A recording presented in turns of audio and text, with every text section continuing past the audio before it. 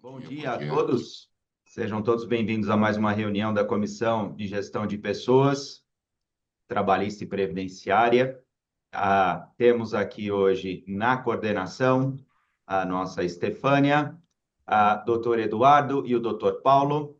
Estefânia pela SLG Desenvolvimento de Pessoas, doutor Eduardo Pereira pela Correia Porto e o doutor Paulo, o nosso advogado sindical e trabalhista e de negociações coletivas.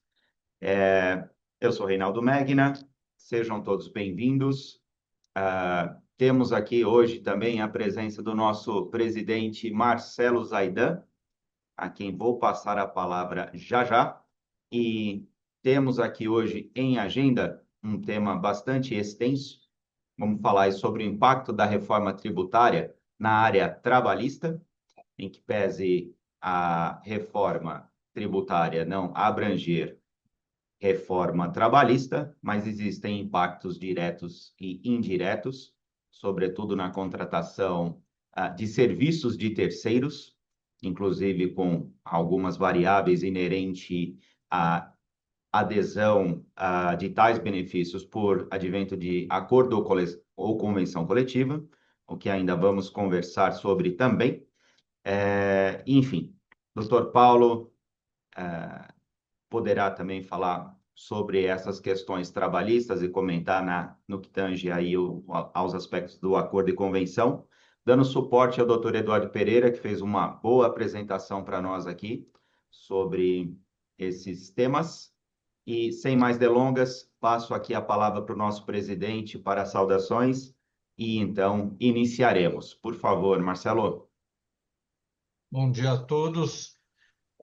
Meus cumprimentos aí a todos os participantes, o agradecimento aos nossos palestrantes, a Estefânia, ao doutor Eduardo, ao doutor Paulo, meu agradecimento ao Reinaldo e à sua equipe, que sempre tem buscado temas super relevantes para o nosso setor e com uma organização perfeita. Então, desejo a todos, como o Reinaldo já colocou, é um tema bastante relevante.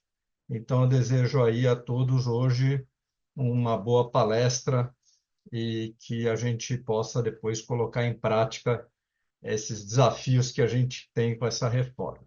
Bom dia. Excelente, Marcelo, muito obrigado. E eu vou já passar a palavra para o doutor Eduardo, para assumir a reunião aqui.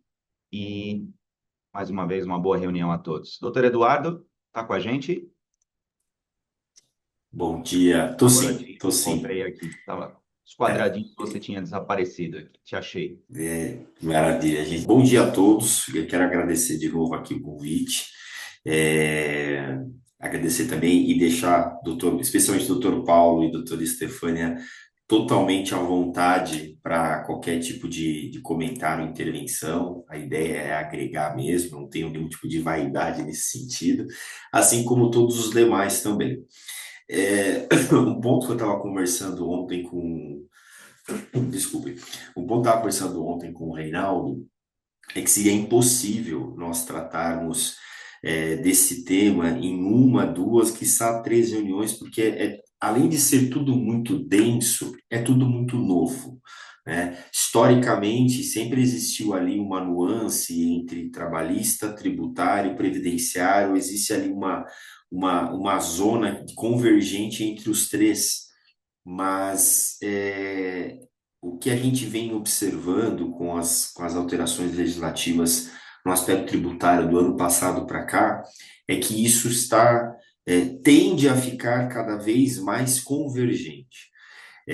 Então, eu vou compartilhar com vocês aqui a apresentação, mas só para deixar muito claro para vocês que não é algo exauriente, pelo contrário, como a gente estava falando aqui com a maioria dos colaboradores aqui das áreas RH, departamento pessoal e trabalhista das empresas, a ideia é muito mais criar insights, criar provocações para que esses temas sejam levados internamente e fomentado, e com o fomento dessa conversa, nós possamos marcar uma outra reunião para que, quem sabe, a gente consiga ser um pouco mais esclarecedor.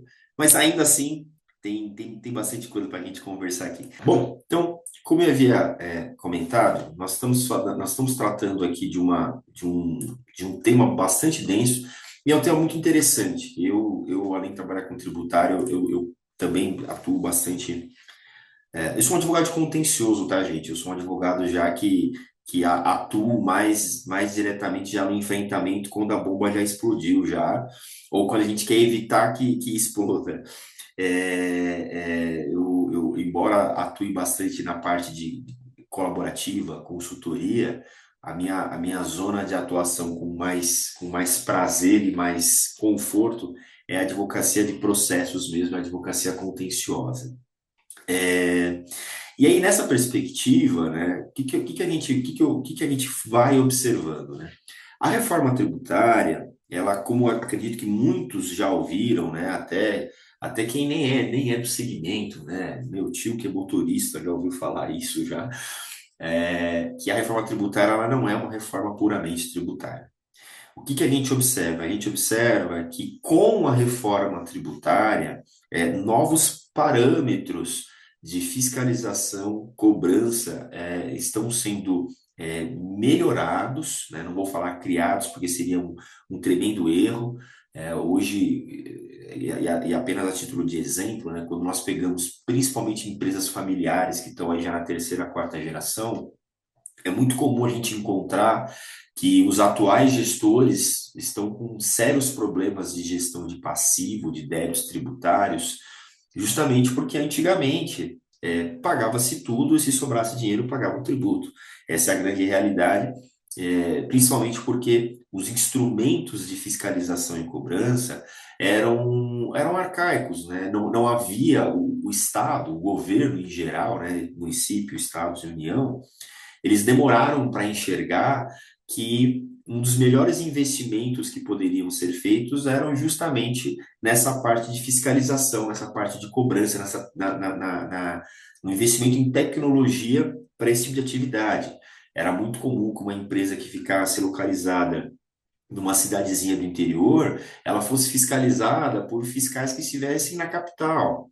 Então, só o deslocamento, ainda tudo muito no papel, livros, etc., isso dificultava muito o andamento.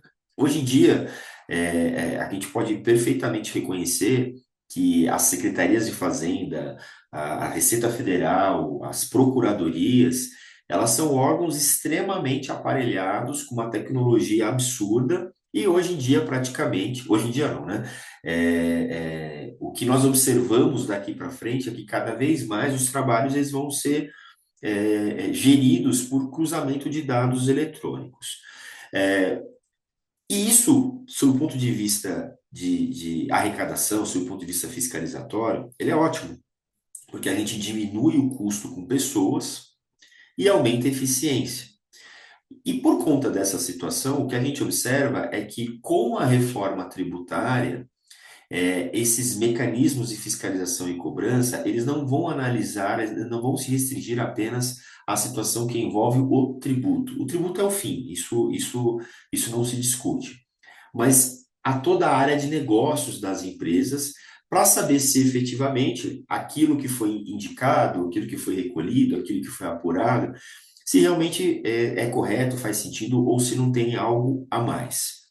Bom, dessa perspectiva, né, que eu vou usar a expressão de fiscalização de negócios, né, e não apenas uma fiscalização tributária, algumas coisas também temos que enxergar como positivas. Dentre elas, com a reforma tributária, alguns, né, dois dos principais princípios que são discutidos na reforma tributária são a não cumulatividade plena e o princípio da neutralidade fiscal.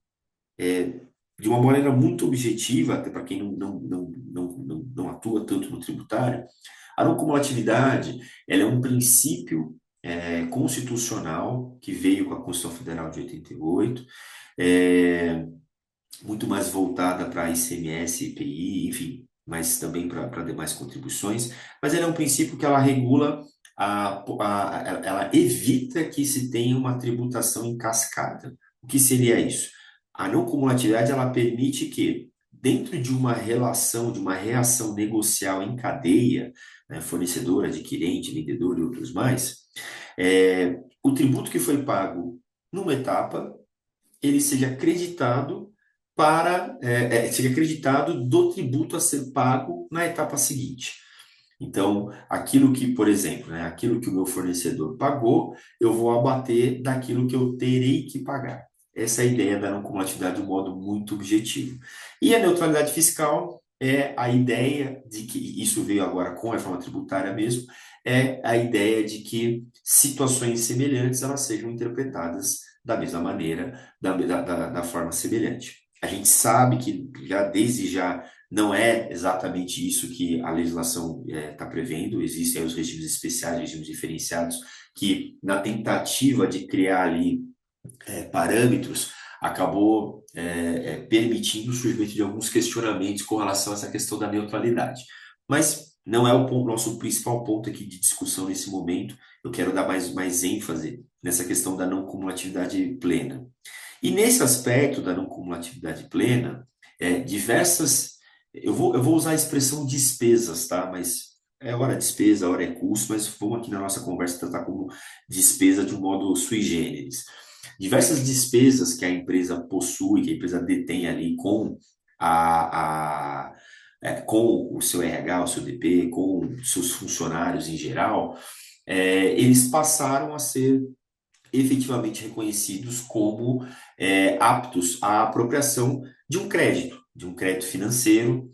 Hoje nós falamos, quando nós falamos de reforma tributária, né, só voltando um pouquinho, falamos de IBS e CBS, que no final das contas nós estamos falando agora não mais de tributação sobre receita, sobre faturamento, sobre venda. Nós estamos tratando agora de tributação de bens e serviços. E aí, nessa perspectiva, bens e serviços, a própria Lei Complementar 214, que é a que trata da reforma tributária, passou a prever a possibilidade da apropriação de crédito, de um crédito financeiro, em relação a algumas despesas. Não é muito simples, tá? Por isso que eu fiz questão de frisar no início aqui da nossa conversa, que a intenção aqui é nós trazermos muito mais provocações e insights, porque nós ainda não temos situações práticas para efetivamente entender se aquilo que está escrito é aquilo que vai ser posto. Nessa perspectiva, especialmente aqui com relação a benefícios diretos, indiretos, vantagens que são oferecidas pelas empresas aos seus empregados, a gente dá maior ênfase no artigo 47 da Lei Complementar, assim como artigo 57, principalmente o parágrafo 5º da lei, que ali é onde ele trata dos bens de uso e consumo pessoal. Só que nessa perspectiva, aqui vale aqui o quadrinho verde, né? Ele traz ali algumas exceções, né? Por quê? Porque esse artigo ele trata que esses bens de uso e consumo pessoal, o custo disso não gera direito a crédito, mas há exceções ali indicadas. Não há ali nada que fala da relação de emprego, da relação de trabalho, da relação trabalhista, mas os itens que foram indicados como exceção nos remete a essa compreensão. Então, fiz questão de deixar claro aqui que é uma tendência de preservação do crédito as despesas com vale transporte, vale refeição, vale alimentação, alimentação no próprio estabelecimento durante a jornada, fardamento, os EPIs, EPCs, e aqui um ponto muito interessante, com a redação originária da Lei Complementar 214, ela tratava que os benefícios, inclusive vale transporte e vale refeição, eles somente confeririam direito a crédito para a empresa se estivessem ali expressamente previsto em acordo ou convenção coletiva de trabalho. No entanto, esse ano, com a Lei Complementar 227, que é a lei que regulamentou a criação do Comitê Gestor do IBS, que é basicamente o ente federativo que vai gerir e fiscalizar a cobrança do IBS, ela trouxe uma alteração na lei. Então, a questão envolvendo vale transporte, vale refeição, alimentação, ela não discute mais essa questão da necessidade de previsão em acordo ou convenção coletiva. Essa situação ela apenas ficou para isso de modo muito expresso, né, para aquelas vantagens educacionais, benefícios educacionais e planos de saúde disponibilizados. Esses dois ainda há alguns apontamentos indicando a necessidade de uma previsão em acordo e convenção coletiva de trabalho, e estando isso efetivamente indicado da maneira adequada, tende a preservar o crédito da empresa em relação às despesas desses itens aqui. Por outro lado, quando a gente fala de glosa do crédito, a legislação deixou muito claro que são basicamente aqueles itens de fruição pessoal. Esse joias recreativo e estético, ele traz entre parênteses, e claramente não tem nada a ver com a atividade aqui dos associados do Sindbor, mas eu fiz questão de indicar porque a legislação ela trata expressamente disso, joias, recreativo e estético, salvo se esses itens, essas despesas fizerem parte da própria atividade da empresa. O fornecimento não oneroso, fora das exceções legais, que aí eu vou mencionar um pouquinho mais à frente. Benefícios a sócio-administradores sem vínculo com a atividade. Então, para aquelas empresas que oferecem, por exemplo, carros para a diretoria, algumas empresas um pouco mais arrojadas, né, alguns outros tipos de benefício, né, tem alguns que têm auxílio paletó, né, isso é muito comum no legislativo, mas existem realmente algumas empresas que para a diretoria, a alta diretoria oferecem algumas condições especiais. Então, essas vantagens, elas não estão proibidas, né? Elas estão tendentes e condicionadas a uma possível impossibilidade de tomar crédito dessas despesas. Nessa perspectiva, quando nós falamos... Opa, aqui. Quando nós tratamos só tratando um pouquinho melhor, né, do fornecimento não oneroso da remuneração indireta, a gente está praticamente, de uma maneira ampla, tratando o quê? Aquelas vantagens que são oferecidas aos empregados, aos trabalhadores, que não indiquem ali uma relação com a atividade, elas efetivamente ficam sujeitas a um alerta, a uma luz amarela, para se entender efetivamente o que é aquela vantagem, qual que é a relação, a correlação, para se entender, uma eventual fiscalização, se aquilo dará direito ou não a crédito.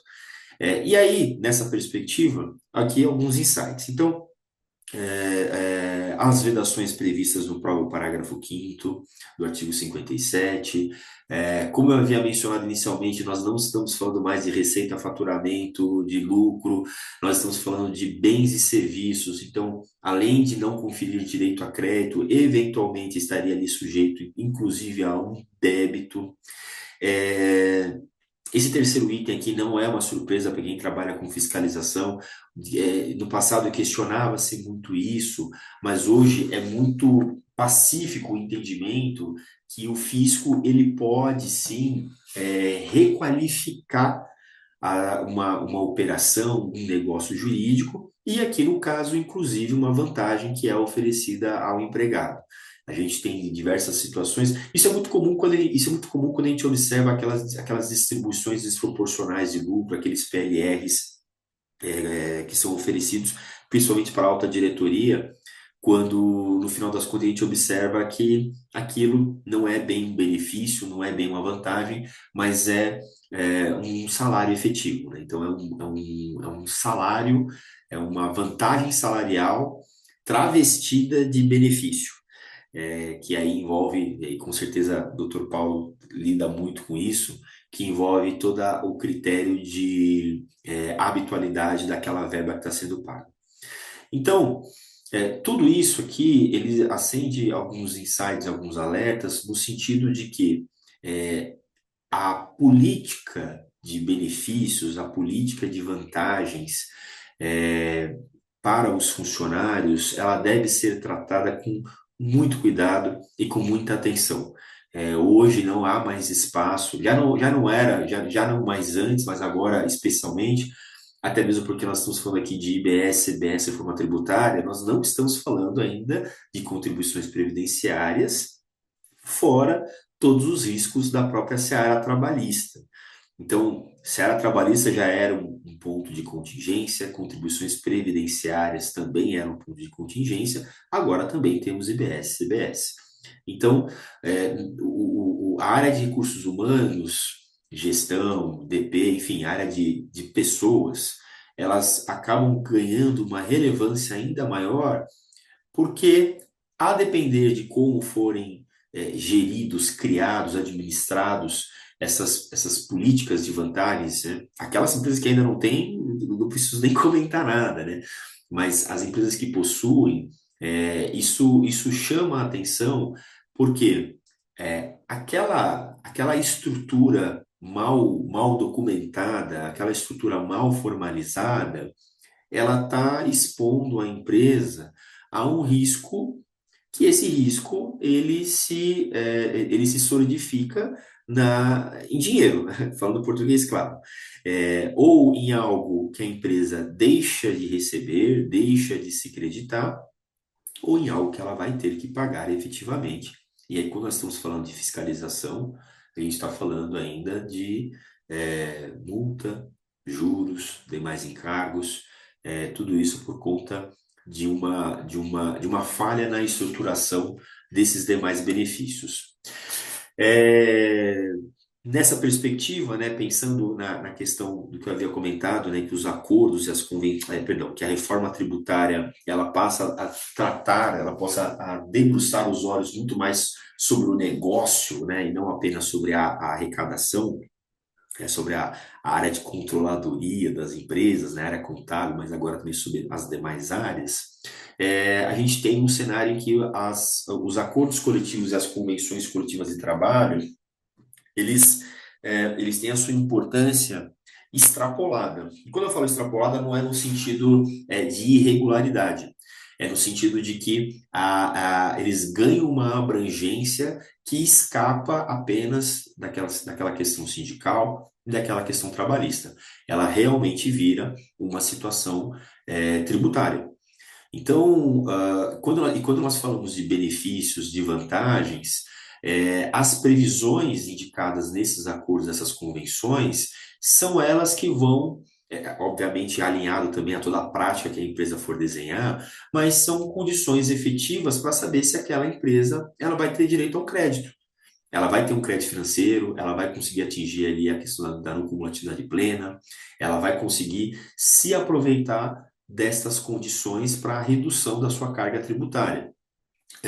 Então, nessa perspectiva, os acordos, as convenções coletivas, eles passam a ser um pressuposto efetivo para o direito ao creditamento. Isso tem que estar muito bem desenhado, muito bem delineado. A gente sabe que muitas entidades e muitas empresas cuidam disso de uma maneira muito dedicada, muito particular, mas sabemos que isso não é uma regra geral. Então, isso passa a ter um outro caráter, uma outra importância. As áreas sindicais, de RH, enfim, as áreas de gente das empresas, elas deverão efetivamente conversar com o time tributário, com os advogados tributários, contadores, toda a área de controladoria. Tudo isso por quê? Porque um instrumento muito bem desenhado, você vai blindar aquele benefício que é oferecido para o seu funcionário, você preserva o seu direito de crédito, você tem condições efetivas de mitigar riscos. Como eu havia comentado, nós ainda não temos situações práticas. Então, todo início, todo começo é um começo muito complexo. A gente não sabe o que esperar. A gente não sabe de que forma efetivamente a fiscalização ela vai atuar. Então, quanto mais fechado, né, quanto mais arredondado tiver esses termos, esses acordos, muito melhor para se evitar o litígio, ou então, se o caso, para se ter condições de se defender diante de um litígio. Como eu havia comentado inicialmente, a reforma tributária, basicamente, ela na sua maior parte, ela é regida pela Lei Complementar 214 de 2025, mas não apenas.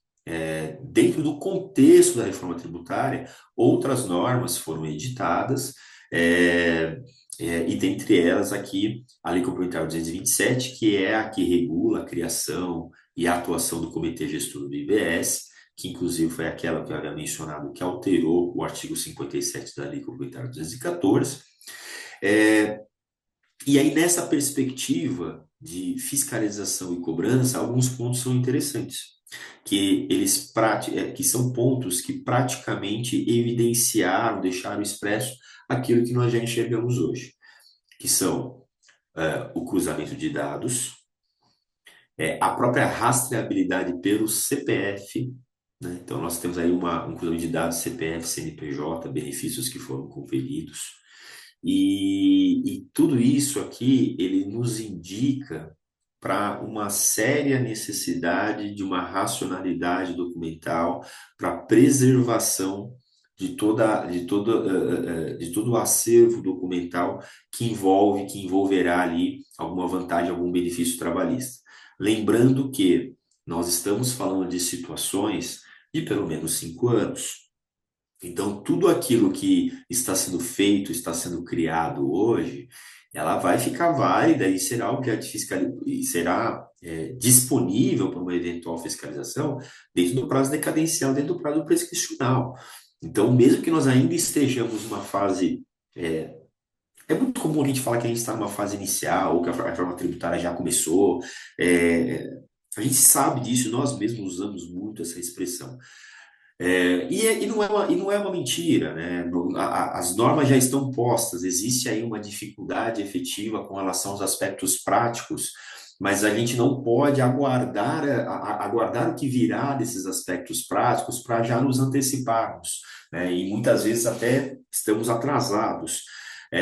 Então, ainda que nós estejamos ainda com dúvidas, com curiosidade, como dará o efeito prático, a verdade é que aquilo que for feito hoje, não da maneira adequada, não da maneira correta, ela poderá refletir uma fiscalização daqui a 3, 4 anos. Ah, mas ainda era tudo no começo, era tudo no princípio, existiam dúvidas com relação à aplicabilidade, ao efeito prático disso. Ninguém vai negar isso.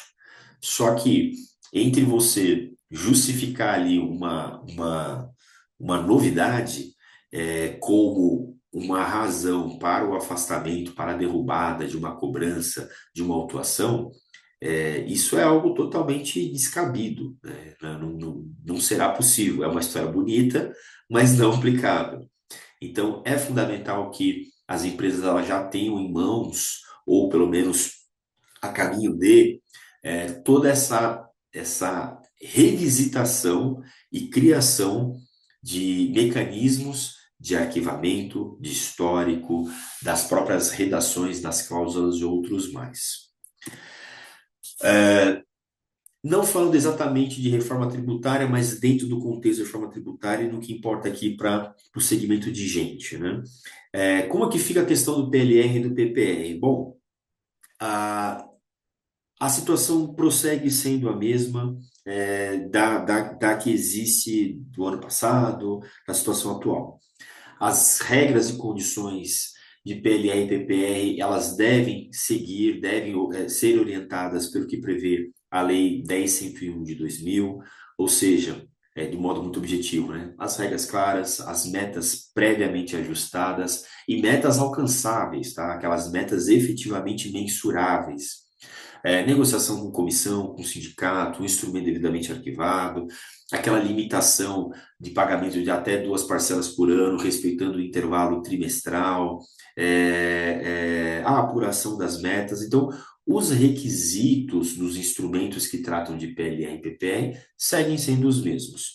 Não há preocupação com isso, assim como os riscos de litígio, né, os riscos de litígio também seguem os mesmos. Então, aquelas empresas que já foram autuadas, afastando-se ali a questão do PLR e PPR e cobrando as contribuições previdenciárias, as retenções na fonte que são relacionadas, elas decorrem muito daqueles instrumentos onde as metas são genéricas, não houve uma periodicidade, aquilo que deveria ser esporádico se tornou habitual, os documentos relacionados são documentos fracos, né, parcos, né, que não auxiliam na comprovação daquilo que tenta se defender. Então, com relação aos instrumentos de concessão, fiscalização e até mesmo a mitigação de riscos que envolve PLR e PPR, eles seguem os mesmos, pelo menos por enquanto.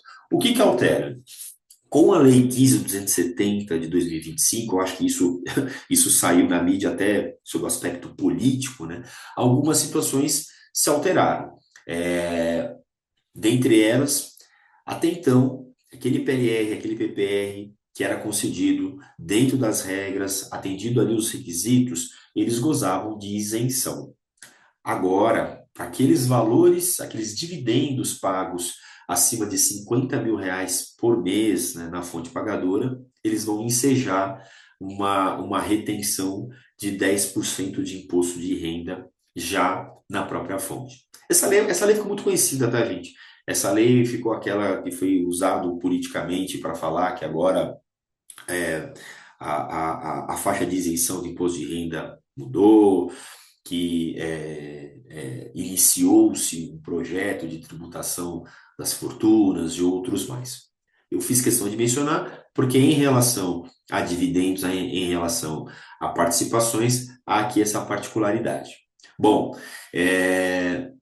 mas já que aqui está, né, vamos tratar também. Com relação ao imposto de renda da pessoa física, aquele imposto de renda mínimo para pessoas físicas, que é voltado para pessoas de alta renda, vai haver ali também uma tributação, não é bem uma tributação, tá? Mas é como se fosse um adicional para aquelas pessoas físicas que receberam acima de R$ 600 mil ano. E um detalhe que é importante, nós estamos falando de renda anual acima de 600 mil, nós não estamos falando de salário. Então, diferentemente dos dividendos, que tem aquela retenção de 10%, no caso aqui do IRPFM, nós estamos falando de renda anual acima de R$ 600 mil, não de salário. Esse é um ponto de atenção. E, de fato, houve aqui uma isenção, uma gradação com relação ao imposto de renda da pessoa física mensal, sendo que, para quem recebe até R$ 5 mil, houve ali essa ampliação da faixa de isenção. Esses pontos são importantes para mencionar aqui para vocês, porque está dentro de uma estrutura, de uma revisitação e uma eventual reorganização da estrutura remuneratória das empresas. Então, todos esses pontos até então abordados, eles apenas demonstram, pelo menos para nós é muito claro, que deve haver uma sinergia muito clara entre RH jurídico e tributário.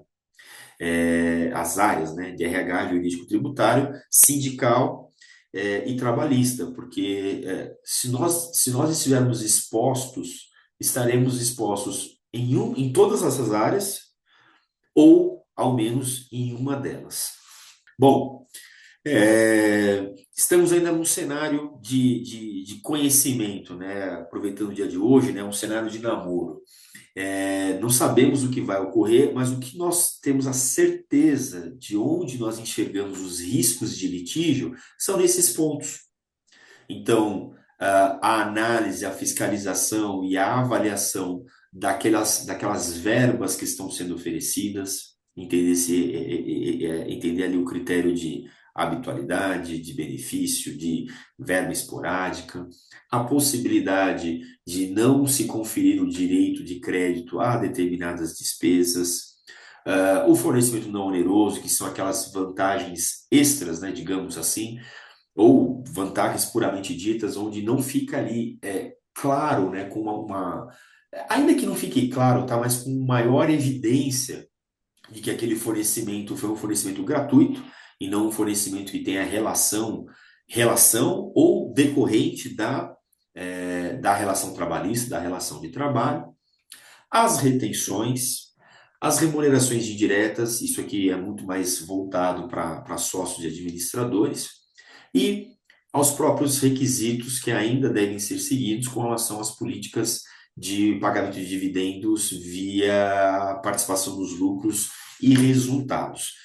Esses são temas onde nós enxergamos que o litígio tende a aumentar, e tende a aumentar de forma qualificada, né? Porque nós estamos falando aqui de uma estrutura que envolve não apenas a área fiscal, não apenas a área de RH, não apenas a área jurídica, mas todas essas áreas conjuntamente falando. Bom, pensando em planos de ação, pensando em sites que nós sugerimos, né, que as empresas já comecem a fazer uma avaliação. Trouxemos 5 deles, dentro desse contexto de reforma e esse contexto remuneratório. Então, a revisão da política de benefícios, especialmente de acordo com os artigos 47 e 57 da Lei Complementar 214, a revisitação e a elaboração das respectivas cláusulas e dispositivos nos acordos de convenção coletiva e convenções, acordos e convenções coletivas de trabalho, bem como a documentação relacionada. A blindagem, o pessoal gosta muito de usar essa expressão blindagem, né? Realmente ela traduz efetivamente o que ela quer dizer, mas sabemos todos aqui que em relação a fisco não existe uma blindagem efetiva, né? Existe uma proteção um pouquinho maior, né?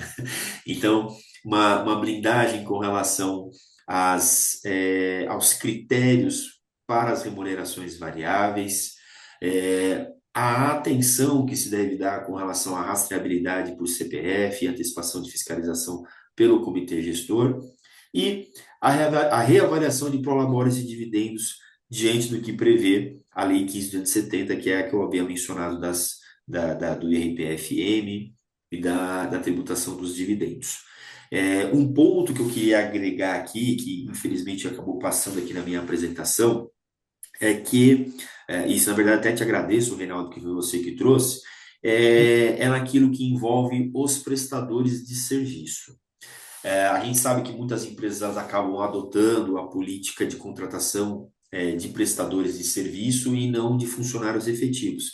Todo mundo sabe dos riscos trabalhistas que estão ali inseridos, mas sobre o aspecto tributário, um ponto interessante de se mencionar é que a grande maioria dos prestadores de serviço, especialmente quando são pessoas físicas, são pessoas, são empresas, né, microempreendedores, que eles estão submetidos ao regime do Simples Nacional.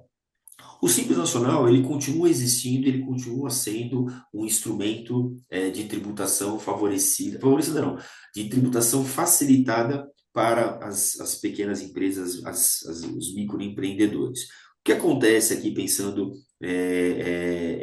na não cumulatividade? As empresas que estejam puramente no regime do Simples, para aqueles contratantes desses prestadores de serviço, não haverá o direito ao crédito dessa contratação, desse custo. Essa situação, ela somente é diversa quando esse prestador de serviço, né, esse microempresário do Simples Nacional, ele altere a sua opção e passe a seguir, nós chamamos de regime híbrido, ou seja, parte da tributação desse prestador de serviço continuará se submetendo às regras do Simples Nacional e parte haverá o recolhimento ali de IBS e CBS. Nessa situação, a contratação desse prestador de serviço, esta sim vai conferir o direito a crédito do contratante, da empresa contratante. Então, até o Eduardo Corrêa, que é meu sócio aqui, ele faz um comentário muito, muito curioso, né? E ele fala, gente, antigamente, até então, nós compramos folha, papel e caneta daquele bazar, daquela papelaria da esquina de casa. Por conta disso, pode ser que a gente acabe tendo que ir comprar na Calunga, né? A Calunga não é cliente nossa, nós não trabalhamos para a Calunga, não é nenhuma publicidade, não. Mas, né, para fins de grandeza, dá para compreender o exemplo. Então, se aquela pequena papelaria, se aquele pequeno bazar da esquina de casa, ele quer continuar competitivo, vantajoso, talvez seja interessante ele avaliar e reavaliar e submeter a regra do Simples pelo regime híbrido, porque aí sim o custo, aquela venda, aquele serviço prestado, né, não no caso do bazar, mas enfim,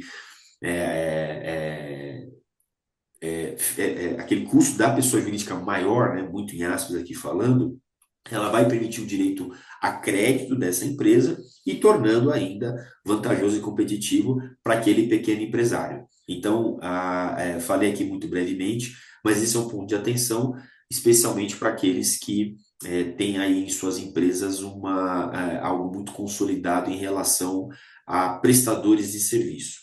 Não é algo diretamente vinculado a RH, mas certamente é algo vinculado ao direito de crédito, voltando na questão da não cumulatividade plena.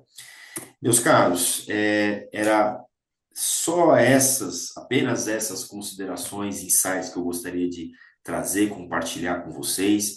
Como eu havia dito, a ideia aqui era trazer provocações, não são temas de exaurimento imediato, exaurimento simples, mas é isso.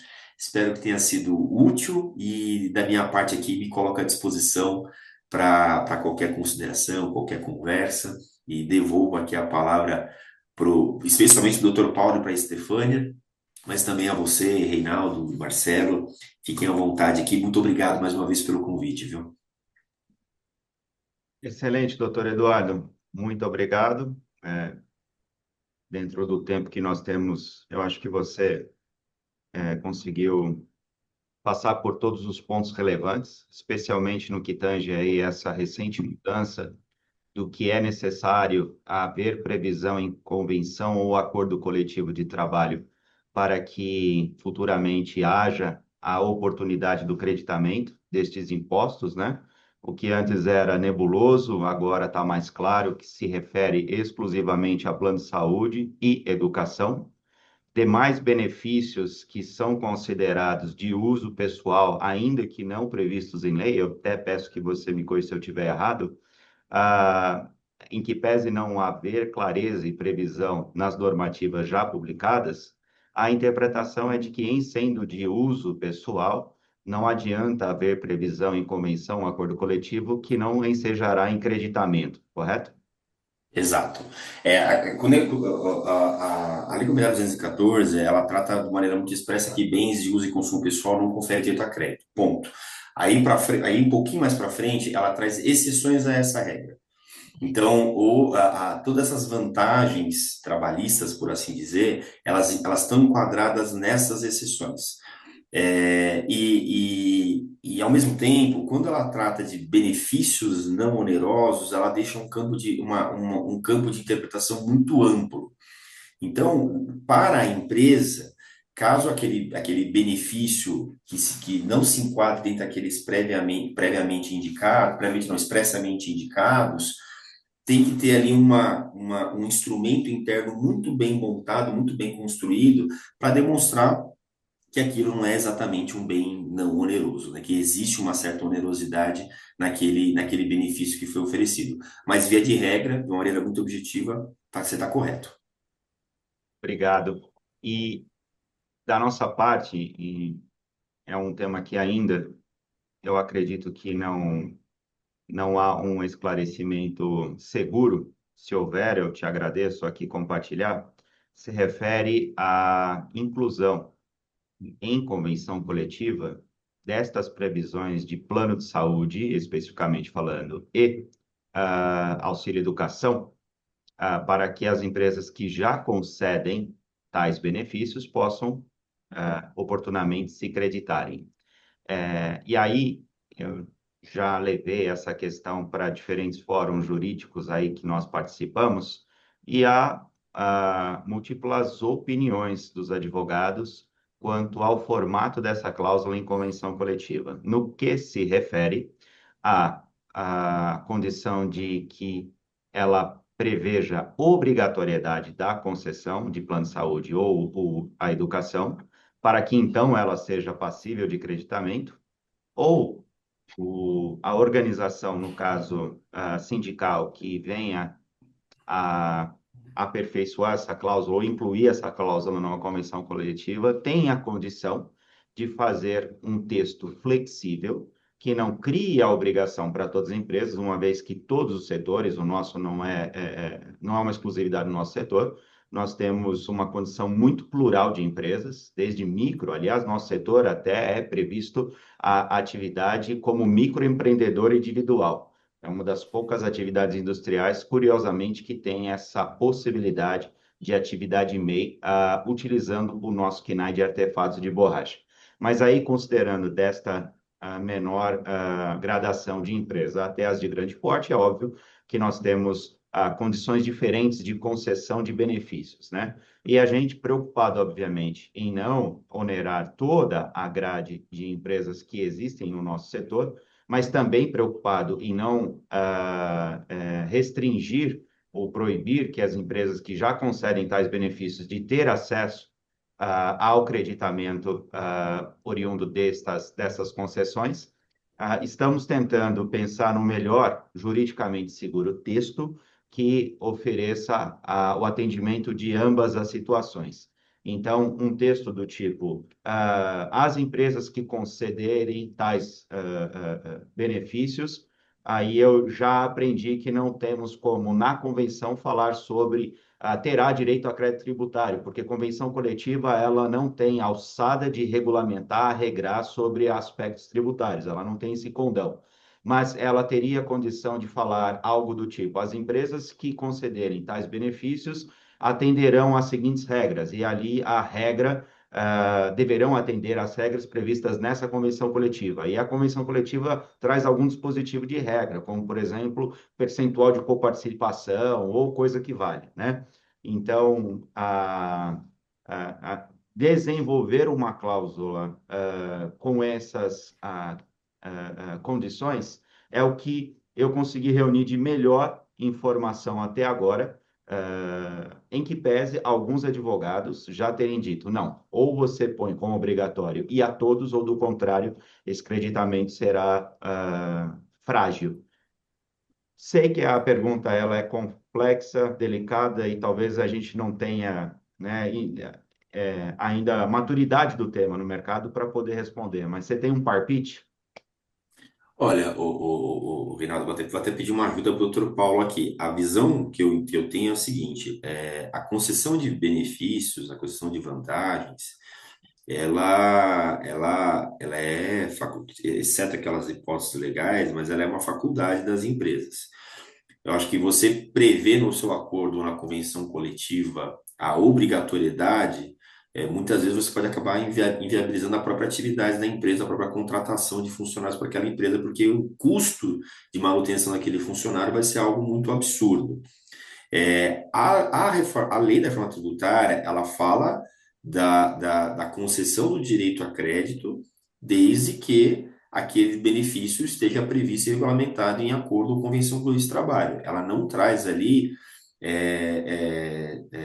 particularidades, exceções ou obrigações de como e de que modo tem que estar. Ela fala que tem que estar previsto. Aqui, né, de bate-pronto, o meu palpite seria: se for possível, né, por isso que eu falei do Dr. Paulo aqui, se for possível a previsão da possibilidade de oferecer aquele benefício X ou Y, para as empresas que assim oferecerem, deverão atender alguns requisitos. Eu entendo que isso atende. Aí a gente tem uma situação conjunta, né? Eu não sei dizer se o acordo ou a convenção coletiva ela tem que ser exauriente, se tem que estar ali tudo, ou se tem que estar ali pelo menos os requisitos principais, e atendidos os requisitos principais, analisa-se a documentação individual de cada empresa para saber dos requisitos previstos na convenção ou no acordo, mas as regras que a própria empresa estabeleceu para a concessão daquele benefício, se essas regras foram atendidas. Eu entendo da mesma forma que você, que dessa forma seria possível. Mas foi um tiro no peito aqui, tá, tá, presidente? Ontem à noite, conversando com o doutor Eduardo sobre a reunião de hoje, ele falou: Reinaldo, não me coloca bola dividida no campo, pelo amor de Deus. Eu falei: não, eu prometo que não vou fazer isso, doutor Eduardo. Você viu que eu cumpri a minha promessa, né? Marcelo levantou a mão, por favor, Marcelo. uma solução aí. Eu já esperava que o doutor Eduardo desse um legal opinion para nós nesse assunto, mas uma consulta é a seguinte, né? Poderia ser uma solução, eu sei, claro, que isso depende de estudos, mas que além da convenção coletiva, que a empresa fizesse um acordo individual com o sindicato, quer dizer, aquelas empresas que já dão um benefício, ela fizesse um acordo. Então, dessa maneira, ficava, vamos dizer, pelo menos oficializado, né, com algum acordo que não deixa é também um acordo coletivo, mas o acordo coletivo entre a empresa, somente a empresa e o sindicato laboral, regulamentando e obrigando, vamos dizer, a dar aquele benefício que a empresa já dá, né? Quer dizer, e dessa maneira isso não estaria abrangendo todo o sindicato e somente para aquela empresa. Você vê que isso seria talvez uma possibilidade e dessa maneira ter o direito do crédito? O que que você acha, doutor Eduardo? Eu concordo, eu concordo. Eu acho que assim, a gente está fechando tá fechando as possibilidades, né? Então, existe ali uma convenção, um acordo, existe ali um termo feito ali com o próprio sindicato, porque a visão que eu tenho é o seguinte, especialmente depois do que o Reinaldo falou, é um segmento muito variável, né, de perfil de empresas. Então, a depender da previsão que você coloca ali, para algumas empresas vai ser muito tranquilo de se atender e para outras vai inviabilizar o negócio. Então, deve-se estabelecer ali um mínimo, né, e dentro desse mínimo as condições ali previstas e aí depois voltar para a documentação das empresas. Se dentro dessa, se um instrumento, enfim, um acordo da própria empresa, com o sindicato, homologado pelo sindicato, reforçar isso, muito melhor. Perfeito. E lembrando que, naturalmente, se conseguirmos desenvolver uma solução por convenção coletiva, não há necessidade de reforço via acordo, né? E, obviamente, o acordo ele prevalece até sobre convenção coletiva na hierarquia do negociado sobre o legislado, e com certeza é um ato jurídico perfeito aí no que tange o aspecto trabalhista. Eu peço perdão, doutor Paulo, que está com o microfone aberto e os meus quadradinhos eu não estava o visualizando. E pelo microfone aberto, acredito que ele voltaria a fazer um comentário da questão anterior, né, doutor? Eu gostaria de acrescentar, Renato, que nós já discutimos um pouco essa matéria, né? Se bem Bastante. que ela vem sendo debatida também com vários segmentos, né? Sim, Como resolver isso, né? Como normatizar essa cláusula, né? De sim. tal forma que você preserve principalmente aquelas que não teriam condições de atender às condições pactuadas aí na convenção coletiva de trabalho, né? Até porque nós sabemos que as categorias elas não são homogêneas, né? Nós temos variadas empresas de porte, né? Micro, pequenas empresas, né? E nós temos também no nosso segmento o setor de reparação, né? De borracharia, de reforma de pneus, né? Então é uma situação aí, eu diria, delicada, né? Nós vamos ter que estudar diariamente como é que nós vamos conseguir normatizar uma cláusula desse sentido, né? Que concede um benefício dessa natureza e excluindo algumas empresas dessa obrigação, sabendo que essa é bandeira dos sindicatos de trabalhadores, né? Essa conquista. Olha, na nossa categoria, todos os trabalhadores têm direito a plano de saúde, que é custeado principalmente pelas empresas que garantem, fornecem esse tipo de benefício, né? Olha, é um desafio, eu diria, viu? Né? É um desafio conseguir normatizar isso com essa exclusão, né? E atendendo ainda à legislação tributária, né? Hoje, no plano trabalhista, talvez fosse mais simples, né? Porque a gente observa que existem várias convenções, né? Que já estabelecem, de alguma forma, esses tipos de benefícios, né? De educação, de plano de saúde, né? Mas, inclusive, essas normas coletivas terão que ser revistas, né, à luz da nova legislação tributária, porque elas foram normatizadas, né, para aliviar, para atenuar a pressão dos sindicatos de trabalhadores na porta das empresas, né? verdade seja dita, né? É o caso, inclusive, da PLR e PPR, né? Com a edição da Lei 10.101 em 2000, né? Começa a haver uma movimentação sindical muito grande, né? Isso a nível nacional, dos trabalhadores no sentido de obter o pagamento da PPR ou da PLR, né? Da normatização desse pagamento nas convenções. E isso acabou ocorrendo, né? Nós temos centenas, dezenas de convenções, até mesmo de acordos coletivos, né? Prevendo esse tipo de, eu diria, de benefício, de concessão de PLR, de programa, né? Seria o correto. E eles terão que ser revistos, porque a grande parte deles não estabelecem metas. A gente sabe disso, né?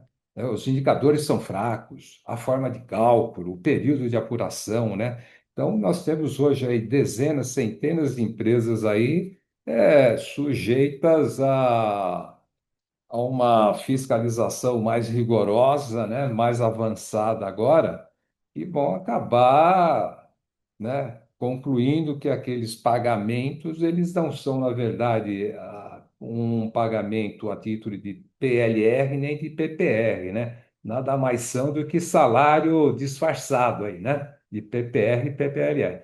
E isso, é evidente, vai aumentar o passivo dessas empresas, vai gerar os encargos que terão que ser recolhidos, né? Porque não vão ser considerados como um pagamento dentro de um programa de PPR ou PLR, né?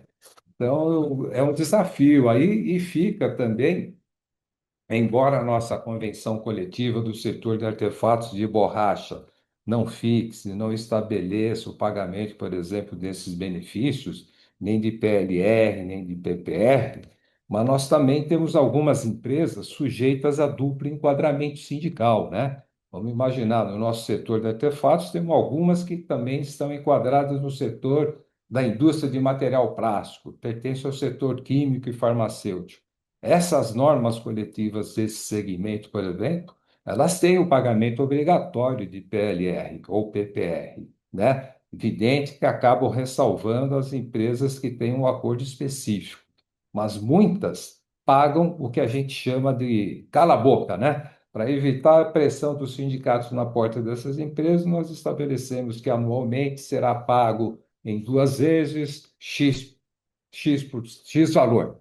Muito bem, mas sem nenhum tipo de critério, né? Sem nenhum tipo de avaliação. Ontem elas estavam sujeitas e hoje eu diria que mais ainda sujeitas à fiscalização, né? E não vão poder usar dos benefícios que a nova legislação tributária tem, né? Então, essas são as minhas considerações aí, Reinaldo, a respeito do assunto. Muito obrigado, doutor Paulo. Enquanto ninguém faz uso da palavra, eu queria só trazer uma informação aqui que gerou um pouquinho de dúvida no nosso setor, por conta de uma convenção coletiva, um termo aditivo à convenção coletiva para as empresas de Campinas e região, exclusivamente Campinas e região, divulgada na semana passada, ou semana retrasada, agora eu estou perdido. Eu não lembro qual foi a data da circular, mas por esses dias. E aí aqui esclareço. Semana passada, tá? Semana passada. Obrigado, Eli. Então, a convenção, o termo aditivo que foi veiculado na semana passada, ele é exclusivo para as empresas que estão localizadas em Campinas e região, na jurisdição do Sindicato Profissional de Campinas, tá? E ele, só deixando claro, ele não aumenta ou nenhuma condição extra do que já era prevista na convenção coletiva das demais regiões do estado de São Paulo, que previa um reajuste salarial na database 1 do 6 deste ano, de INPC mais 1%. Aliás, até divulgo aqui em primeira mão que o INPC saiu esta manhã e ele veio em 4,42%. Naturalmente, mais 1% já previsto na nossa convenção, o reajuste deverá ser de 5,42%. Daqui a pouquinho a gente vai soltar uma circular informando isso.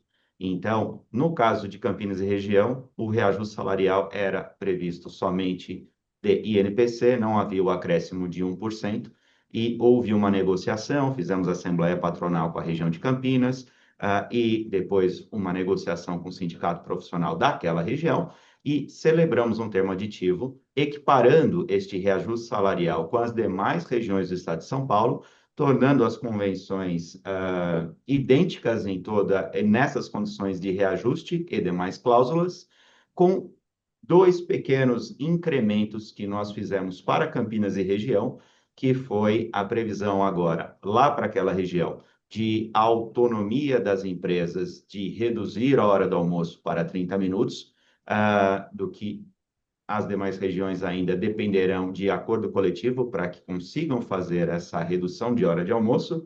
E a outra alteração que nós fizemos também foi uma autonomia para as empresas para fazer troca de feriados. Então, por advento de convenção coletiva, essas duas condições para Campinas e região tornam-se automáticas. A legitimidade da empresa de administrar tais situações, troca de feriados e redução de hora de almoço, aperfeiçoamentos esses que naturalmente não são novos, não é assunto novo, a gente todo ano discute isso nas nossas assembleias e com certeza serão pauta de negociação para as demais regiões do estado de São Paulo.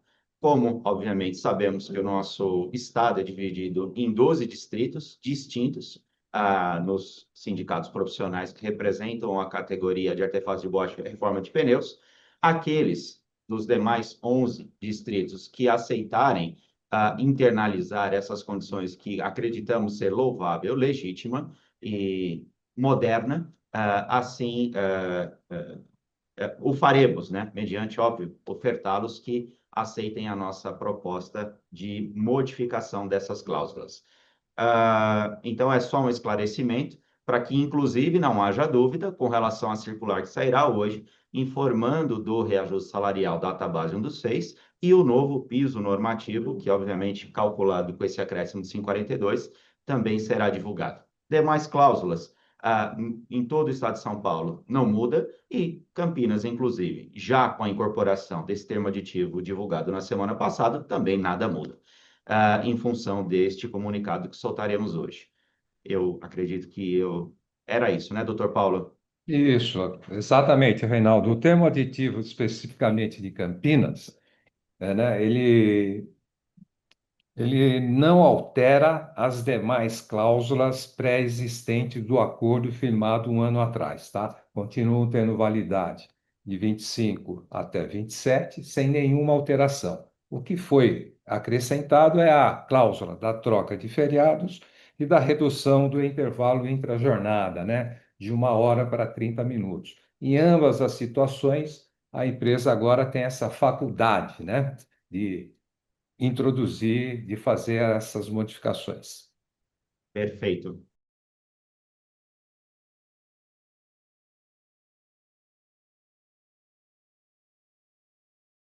Enquanto isso, Marcelo, por favor, se você já quiser fazer aqui as suas considerações finais, antes de passarmos para os nossos palestrantes, te agradeço. Perfeito. Bom, eu acho que um ponto que vale a pena as empresas refletirem, né, é de montarem um comitê interno referente à reforma tributária, né? É um tema bastante complexo e com envolvimento em todas as áreas da empresa, né? Quer dizer, você tem ali, a gente está vendo aqui quantas implicações na área de RH, tem na parte de produção. Então, a gente nota uma complexidade muito grande e se a empresa ela não se prepara para essa reforma tributária, além de ter o risco de ter ali um passivo que pode ser criado, né, como tem colocado pelo doutor Eduardo, 5 anos pela frente ali de fiscalização, e essa fiscalização cada vez mais eficaz, considerando todos os meios eletrônicos que você tem hoje de controle por parte do governo, né? Não só esse risco de uma infração, como também da perda de oportunidades, né? Quer dizer, a empresa acabar também não buscando os possíveis créditos que ela poderia ter direito dentro de uma estruturação e dentro da lei. Então, também acaba tendo um custo a mais pelo fato de não ter se, vamos dizer, preparado. Então, eu estaria sugerindo, né, quer dizer, a gente tem feito vários eventos trazendo essa matéria, tudo, com diferentes vieses, né? Mas eu realmente recomendo que seja criado aí um comitê interno.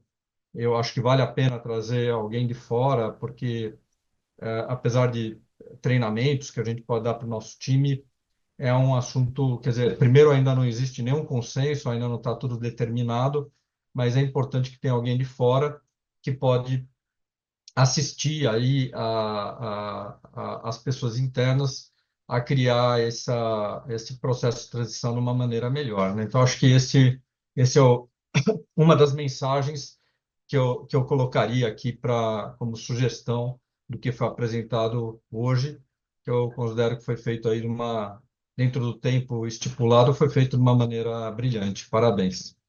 Obrigado, Marcelo. Sugestões anotadas.